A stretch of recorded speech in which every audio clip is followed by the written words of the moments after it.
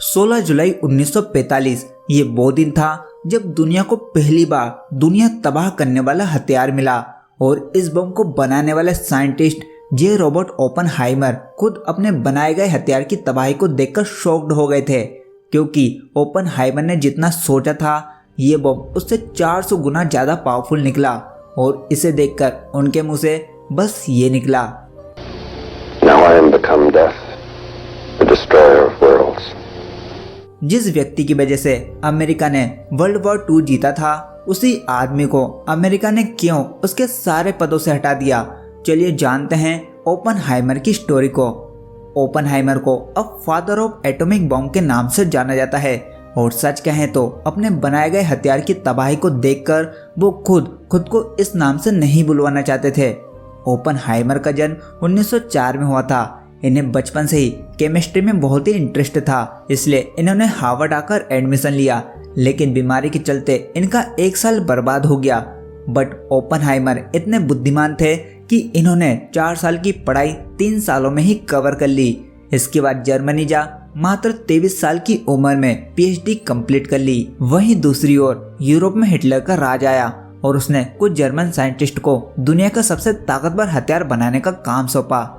Albert Einstein ने Hitler का यह खतरा भांप लिया था, इसलिए उन्होंने यूएस प्रेसिडेंट रोजवेल्ट से कहा कि हमें भी जल्दी से ऐसे हथियार पर काम करना चाहिए, नहीं तो कल को हिटलर पूरी दुनिया पर हावी हो सकता है।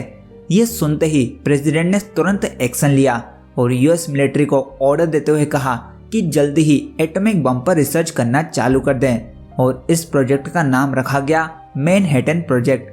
अब कायदे से तो एटॉमिक बम बनाने के लिए प्रेसिडेंट को आइंस्टाइन को ही चुनना चाहिए था, लेकिन ऐसा नहीं होता है क्योंकि आइंस्टाइन का बैकग्राउंड जर्मनी से ही था और रॉबर्ट को लगता था कि कहीं आइंस्टाइन कोई चाल तो नहीं चल रहे, इसलिए इस प्रोजेक्ट को ओपनहाइमर के हाथों सौंपा जाता है। ओपनहाइमर भी इस प्रोजेक्ट को लेकर बहुत ही उत्साहित थे और उनका भी मानना था कि अमेरिका को जल्दी ही एटॉमिक वेपन बना लेना चाहिए, इसलिए इस प्रोजेक्ट के लिए न्यू मैक्सिको में पूरी की पूरी न्यू सिटी बनाई गई जिसे लॉस एल्मोस कहा गया। अमेरिका ने इस प्रोजेक्ट पर अंधा पैसा लगाया जो कि था $2 बिलियन। ये अमेरिका के लिए बहुत ही इम्पोर्टेंट, सीक्रेट और महंगा होने वाला था। इस प्रोजेक्ट में टोटल 1,30,000 लोगों ने काम किया था। यहाँ कोई भी एक दूसरे को असली नाम से नहीं जानता था, सभी को एक जाली नाम दिए गए थे क्योंकि अमेरिका ये चाहता था कि एटॉमिक बम की छोटी सी भी इंफॉर्मेशन बाहर लीक ना हो सके। वहीं ओपनहाइमर ने पहले ही न्यूक्लियर एनर्जी पर रिसर्च कर रखी थी। अब धरती पर पाया जाने वाला सबसे भारी एलिमेंट यूरेनियम है। यूरेनियम में 238 न्यूट्रॉन मास पाया जाता है। इसके ऊपर और रिसर्च में पाया गया कि यूरेनियम 236 को एक खास प्रोसेस से निकालें तो उससे यूरेनियम 235 निकलता है, जो कि बहुत ही अनस्टेबल एलिमेंट था। मतलब कि अगर एक न्यूट्रॉन को यूरेनियम 235 के साथ मिलाया तो बहुत ही ज्यादा एनर्जी निकलेगी, लेकिन कितनी निकलेगी इसका अंदाजा अभी भी साइंटिस्टों को नहीं था। अब यूरेनियम एक नेचुरल एलिमेंट था जो कि बहुत ही मुश्किल से मिलता है, इसलिए साइंटिस्टों ने यूरेनियम पर और रिसर्च किया और जब यूरेनियम 235 को हाइड्रोजन से मिलाया गया तो उससे निकला प्लूटोनियम 239, जो कि यूरेनियम 235 से भी कई ज्यादा अनस्टेबल और रेडियो एक्टिव था। और इसके बाद फाइनली 16 जुलाई 1945 को पहला न्यूक्लियर बॉम्ब तैयार होता है और जब इसे टेस्ट किया गया तो इसका धमाका देख सभी लोगों की आंखें फटी की फटी रह गईं, क्योंकि ओपनहाइमर ने एक्सपेक्ट किया था कि इसका धमाका 2 से 3,000 किलो टीएनटी बॉम्ब के बराबर होगा, लेकिन एटॉमिक बॉम्ब का धमाका इससे 21,000 टन टीएनटी के बराबर निकला, मतलब कि 50 गुना ज्यादा, प्लस रेडिएशन भी निकला। इस बम को बने 1 महीना भी नहीं हुआ और अमेरिका ने इसका इस्तेमाल हिरोशिमा और नागासाकी पर कर दिया।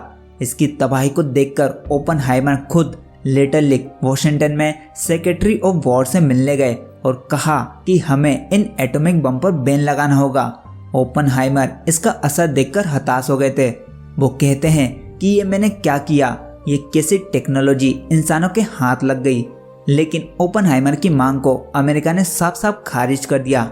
इसके 2 साल बाद ही अमेरिका के सबसे बड़े दुश्मन सोवियत संघ ने भी एक दिन अचानक से न्यूक्लियर बम का टेस्ट कर दुनिया को बताया कि वो भी पीछे नहीं है। अब अमेरिका ये देखकर शॉक हो गया था कि आखिर एटॉमिक बम की टेक्नोलॉजी बाहर कैसे लीक हुई, और सबका शक ओपनहाइमर पर गया क्योंकि उनकी गर्लफ्रेंड और पहली पत्नी दोनों ही कम्युनिस्ट पार्टी की मेंबर थी और अमेरिका की कम्युनिस्ट पार्टी के सोवियत संघ के साथ अच्छे संबंध हुआ करते थे।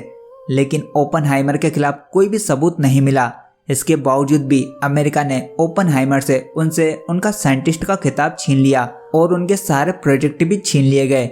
ये देखकर एल्बर्ट आइंस्टाइन के साथ साथ बाकी के साइंटिस्टों ने भी विरोध जताया, लेकिन कोई भी फायदा नहीं हुआ। इसके बाद फिर ओपनहाइमर ने कई सालों तक एटॉमिक बम पर रोक लगाने की कैंपेन चलाए। इसके 7 सालों बाद 1961 में जॉन एफ कैनेडी अमेरिका के नए प्रेसिडेंट बनते हैं और उन्हें पता था कि ओपनहाइमर निर्दोष हैं। इसलिए जॉन ने ओपनहाइमर को अमेरिका का सबसे बड़ा साइंटिफिक खिताब देने का ऐलान किया, पर तब तक बहुत ही देर हो चुकी थी क्योंकि ओपनहाइमर को कैंसर हुआ और 1966 में उनकी डेथ हो गई और उनकी राख को जिस बीच पर बहाया गया उसे आज ओपनहाइमर बीच के नाम से जाना जाता है। सो दोस्तों, ये थी ओपनहाइमर की स्टोरी। आई होप आपको वीडियो अच्छी लगी होगी। अगर हाँ तो वीडियो को लाइक करने के साथ साथ अपने दोस्तों को भी शेयर करना मत भूलना। एंड चैनल पर नए हो तो चैनल को भी सब्सक्राइब कर बेल आइकन को ऑल पकड़ देना ताकि आप इसी तरह की और भी आने वाली वीडियोस को मिस ना कर पाओ। धन्यवाद।